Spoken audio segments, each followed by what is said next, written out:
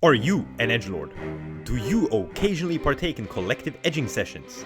And do people call you a contrarian for thinking that Daedra are cooler than those puny little weak mortals? If you answered yes or no to any of these questions, then I bet absolutely nothing of real value that you, yes you, have wanted to beat Skyrim as a Dremora before. No? Well, I will still do it for you, whether you want it or not. in an effort to answer the question, can you beat Skyrim as a Dremora? So, let's dive right in. Now you might be wondering, what exactly do I mean by beating the game as a Dremora? Will I download mods? Use console commands perhaps? Nope. You see, that is frankly outside of my meager capabilities, so instead, I will simply roleplay as one by following these rules. Number 1, I have to play on legendary difficulty. Alright, I know you didn't come here for a bedtime story. So I of course chose a dark elf and tried to make him look as close to a Dremora as I possibly could. And this is what I got.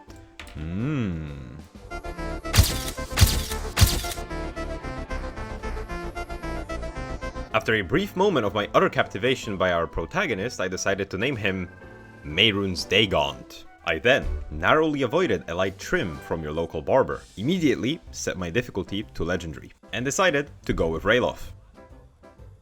Now, if you cast your mind back just a few seconds ago, you will hopefully quickly realize that my only method of dealing damage to these pesky Imperials is through the flame spell. So let's see how effective it is. Well, this certainly is not great. You see, on legendary difficulty, you deal 1/4 of your damage. Therefore, I deal just about 2 points of damage a second. Because of that, I mainly let Ralof do his thing, while I occasionally sprinkle a few 3rd degree burns here and there. I also looted as much as I could carry, because once I'm out of the tutorial, money is going to become absolutely crucial. And after a little bit of struggle, I managed to get out of Helgen with 0 deaths. Very good. After the Helgen experience, I can confidently say I am not very strong. I am so weak in fact that I probably can't clear any location in the game yet, therefore I have to get strong. After some deep thinking and a meticulous evaluation of my options to power up, I decided on Conjuration, as it should give me a wide range of possible ways to, neutralize my targets. And as a bonus, it's very easy to power level. So I set out to do exactly that by going to the Standing Stones, picking the Mage Stone, then going to Whiterun, talking to a nerd, buying the Soul Trap spell, and finally fishing out Bolgrif's late wife and desecrating her skeleton by spamming Soul Trap on her. Yes. Leveling. Well, after about 30 minutes of this incredibly engaging and totally not boring activity, I reached level 100 in Conjuration. This is pretty huge. Yippee! I proceed to choose these perks and go back to Farengar to buy the Bound Sword and the Flame Atronach. Now, with my initial loadout set up, I wanted to test it immediately, and so I went over to Bleakfall's Barrow.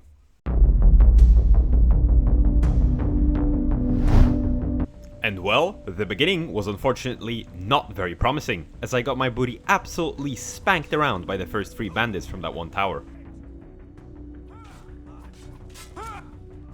But once I got used to this cowardly playstyle, I dealt with them pretty swiftly. Generally, my whole strategy revolves around my summons that need to take the aggro, such that I can deal devious backshots without dying. I used pretty much the same strategy for the bandits right outside of Bleak Falls, but I was also forced to do some terrain exploitation to avoid these absolutely lethal arrows. I then, of course, let the bandit boss commit Sudoku. I mean, did you really think I was going to fight him? Come on. I am then faced with the first boss of this run, that being the BSS, Big Scary Spider. And he goes on very easily actually, because he's not interested in me in the slightest. And finally, it's the Draugering time.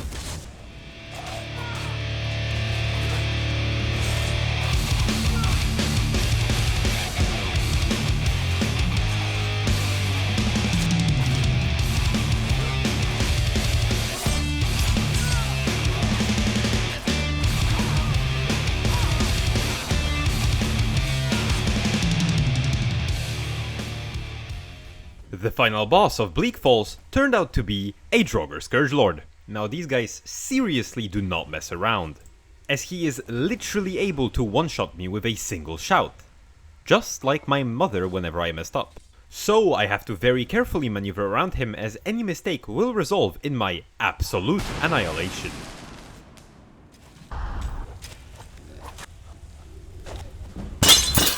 Five minutes later. And finally, after a solid 40 minutes, I managed to beat the easiest dungeon of the entire run. You might now be wondering, what type of reward did I get from completing such a monumental task? Well, A new hand touches the beacon. now this is how you know we're playing Skyrim. I waste no time, however, and go to kill my first dragon.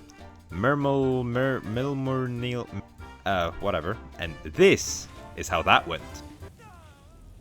As you can clearly see, even taking one tick of damage from the dragon breath spontaneously discombobulates me. This is not good, and proves to be a horrifying projection of how the dragon fights will be. This time, however, I do have the power of the tower and Irileth, so naturally I decided to stay in the tower and let Irileth and my Atrenax handle it. And stay in the tower I did, for 15 minutes.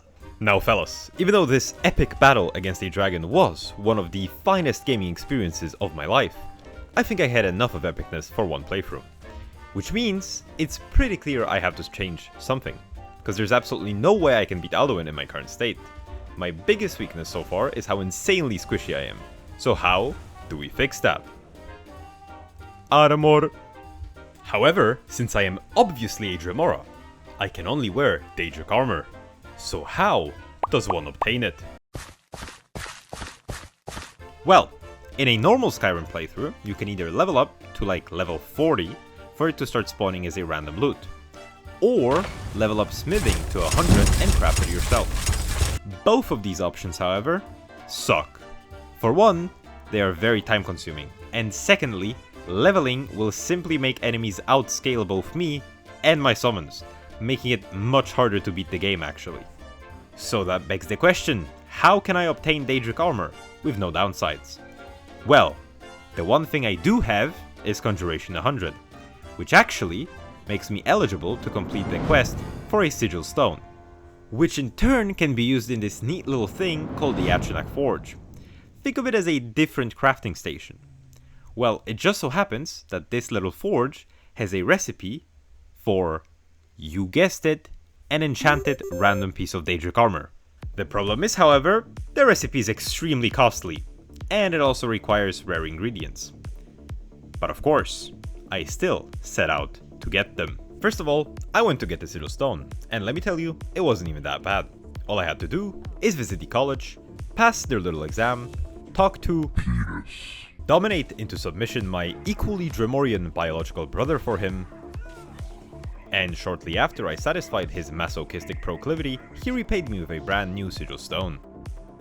Pleasure doing business with you as always, Steven. Secondly, I need ebony ingots. So I go to the only reliable and trusted dealer of precious metals in Skyrim, Ea Nasir. Unfortunately, I do not have the necessary funds to procure these materials from him. So with a heavy heart, I settle instead for the hard, back-breaking labor among the greenskins. Thirdly, I need Daedra Hearts and Void Souls, so of course I proceed to frantically run around all of Skyrim's alchemy shops, praying to find enough of them for a whole set. And even though I do manage to find all of them, the rather dire consequences that buying these ingredients had on my treasury will be felt for the foreseeable future. Lastly, and by far worstly, I need 4 Grand or Black filled soul gems, which are both insanely expensive and rare to find at my level. So I first go and visit a few places with a guaranteed spawn. However, I only managed to find a meager 1 of them. So I'm unfortunately forced into participating in the capitalistic dream and sell all my earthly possessions to buy some crystals. The issue is that 1 of the Grand Soul Gems I bought is empty. So my options are either farm more money and buy a filled one, or fill it myself. And I of course chose the latter. Now the only creature I could think of that has a Grand Soul at my level is the Mammoth. But let's just say at my current state, attacking a mammoth may result in me losing the ability to stay alive. So I had to get something stronger. And get something stronger I did, as I purchased the Summon Dremora Lord spell. I personally can't think of anything. Shh. They are not overpowered. No. They will not trivialize most of the encounters in this game. Listen here, Billy, I think it's in both of our interests that we keep this propaganda you're spouting between us, okay? Good, I'm glad we agree. So anyway, with my new mitosis spell in hand, I officially began the Great Hunt. And once I finally saw my prey, I wasted no time and started the good old frontal attack. Some of you may think that this is quite the ballsy move, and some of you would be right, since the giant's camp that I chose also housed about 2 more mammoths and 2 very unwelcoming giants. I did, however, somehow just barely manage to kill one of them. Unfortunately, by the time I tickled the mammoth to death, the soul trap spell has already long since worn off. And because I was constantly running out of magicka in this fight in order to keep my boys alive, I couldn't have reapplied it. Well, we were so close yet so far, huh? And now for my next trick, I will try a frontal attack, but more. So I get in the Thunderdome and I keep closer to the target mammoth so that I can apply Soul Trap and deal damage with my bound sword. My Galaxy Brain, however, did not foresee that now I was also in the mammoth's range of attack, and so out of nowhere, I get brutally impaled. Anyway, the tide of this rather miserable battle finally changed when I remembered the quote from none other but the genius strategist Sun Tzu himself. If you wait by the river, the bodies of your enemies will float by. Sun Tzu. How does that help me to kill the mammoth exactly? I have no clue, but it's a cool quote nonetheless. So this time I attacked secretly from very far away to lure just one mammoth away from the other ones, and waited by the river for his body to float by. And there we go, Grand Soldier. It's that easy, boys. Zoo, you're a real one, man. So finally, after this rather lengthy and not so pleasant process, I can finally create a full set of Daedric armor.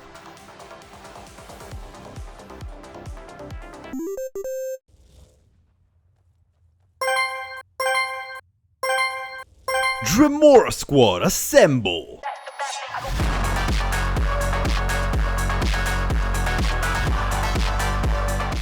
And now, onto High Hrothgar. But as I was leisurely traveling towards the neat, shut-in oasis that is High Hrothgar, I saw them.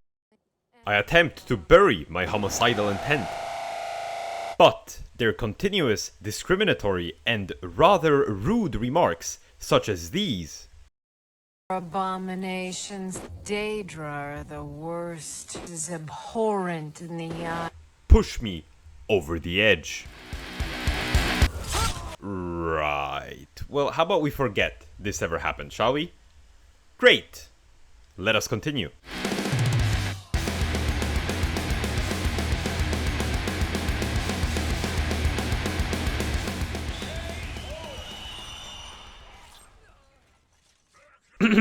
Well, now that this minor inconvenience has been solved, I arrive at the filthiest and smelliest man cave in all of Nirn. Oh, these guys are truly blessed by the All-Father Nurgle. I regrettably managed to live through this experience and now go to the most forgettable dungeon in the game, also known as Ustengrav. Now, don't get me wrong, as I was going through Ustengrav, I could definitely feel the difference that the armor has made, since I was actually able to tank more than one hit. But, I'ma be real, it is still way better for my life expectancy to just avoid getting hit in the first place. And with that philosophy in mind, I dealt with it pretty swiftly, and now I'm onto Kinsgrove. Now, killing the dragon this time, I had no Irileth, no tower, and certainly no clean underwear. But I did have my twins, and the rock. And with these tools at my disposal, my strategy here was very simple. All I had to do is see if dragon fly or dragon walk. If dragon fly, I hide behind the rock. If dragon walk, I go to the side and tickle his scales with my slightly below average sword. Until his inevitable death. And well, that simple strategy worked frighteningly well. Maybe by the end of this video I might stand beside Sun Tzu as an equal, rather than a mere student.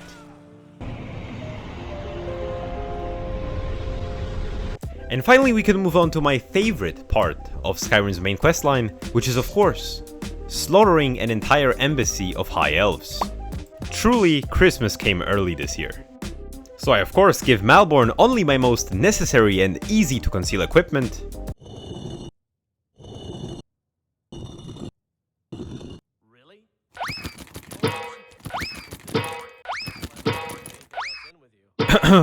Good luck, Malborn, and arrive at the embassy. Once I manage to distract the crowd by feeding the alcoholic's addiction and get my gear, the real fun can begin. As predicted, slaughtering these elves did give me a profound sense of self-satisfaction and has made me reconsider my nihilistic philosophy. That was until I started fighting the elvish storm wizards. You see, that is because I discovered a small gap in my defensive capabilities, which is a very potent weakness to shock magic. As not only does my armor do jack shit against it, but also getting hit with shock magic decreases my own magicka. However, that is not going to stop Mehrunes Dagon himself, as him and I will simply continue to make very slow but sure progress while making sure to euthanize every being with elvish features. And finally, after a long and hard battle of avoiding thunder and decapitating these pointy-ear freaks, I actually managed to save Malborn. But after hearing his ungrateful response coupled with his prominent elvish features, I briefly consider adding him to the rest of my victims. However, I do manage to regrettably stop myself and escape from the embassy. And once I complete my life's mission and my faith in Bethesda is briefly came back to life, I was onto getting the Elder Scroll. This involved killing a dragon, finding Esbern, finding Mike, staring at the Alduin's wall while I'm pretending to listen, get screamed at by senile citizens, talk to the goat himself, kill another bloody dragon, talk to a dementia-ridden schizophrenic, and finally head over to Alftund. Now personally, I like Alftund. It's cool, it's different, and the Dwemer machinery was always so metal. The Falmer, on the other hand, are neither cool nor metal. They are very much fleshy and gross. And unfortunately for me, I had to fight my way through literal waves and waves of them.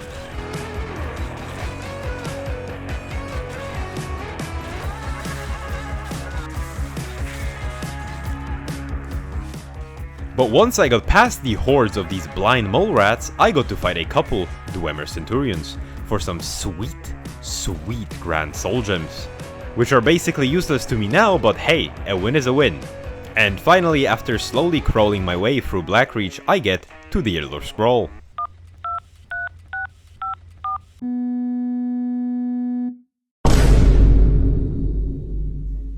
Now you could say that I have built up a little bit of a confidence in the current build. It just seems to, well, I don't know, just work. Sure, I might not deal a lot of damage, and I might not be very durable, but it still manages to get the job done quite well. Which is why the second that I got my slightly disfigured Dremorian hands on the Elder Scroll, I immediately proceed to fight Alduin for the first time. And so I learn the Dragonrend Shout and the epic battle begins. I immediately spawn in my Dremora Lords and then snipe Alduin with Dragonrend straight out of the sky like I'm in a Modern Warfare 2 montage. And once he lands, I just start wailing on him. Well, my damage may not be great, but it sure as hell ain't gonna stop me. And that's it. Alduin is defeated. Honestly, as underwhelming as the first time I did this fight all these years ago. In any case, now all that's left to do is resolve the civil war by attending what would be equivalent to a modern day 15-minute group project Zoom call, otherwise known as torture. Violates the terms of the White Gold Concordat.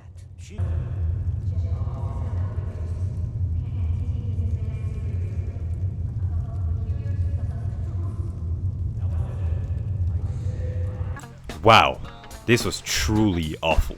But I can finally trap Odoving and head out for the final and by far hardest location, Skoldafen.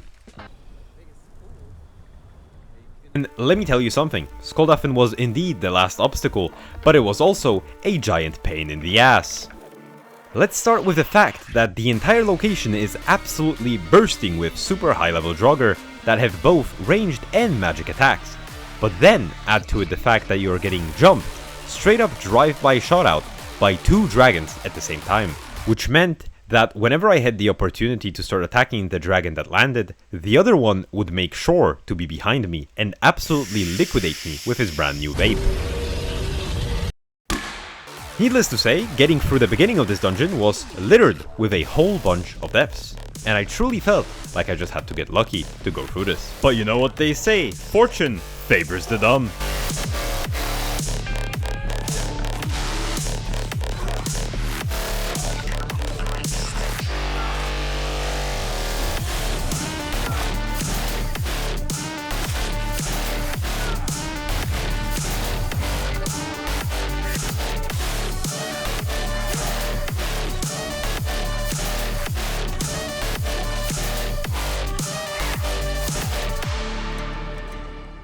Anyway, after that I go through the inside part of the dungeon very easily. And finally, I reach Sovngarde.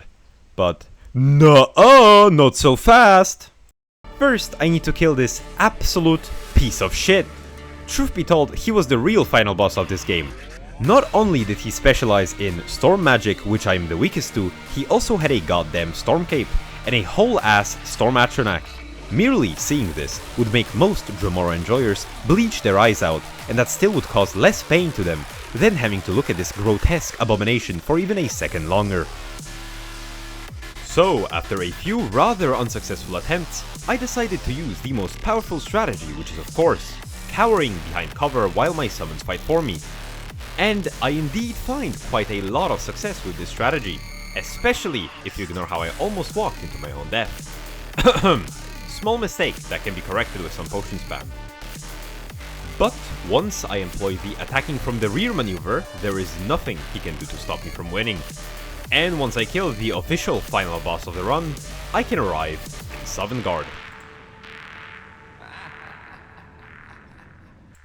And then I just kill Alduin, I guess. Alright, thanks for watching, bye!